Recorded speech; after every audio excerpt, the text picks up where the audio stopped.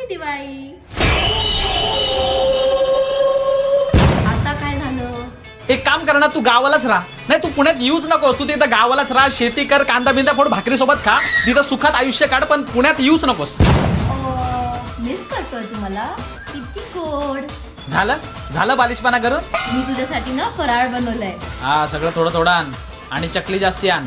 चकली जास्त का? बरं बाबा, समजलं.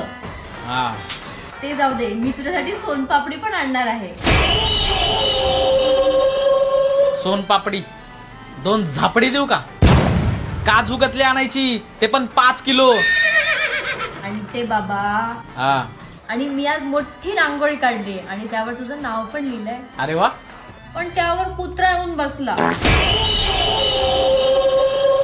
हे सांगायची गरज होती का? जाऊ दे, मला सांग, फटाके फोडले की नाही?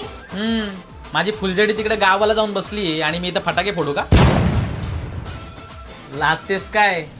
पप्पी देत चल.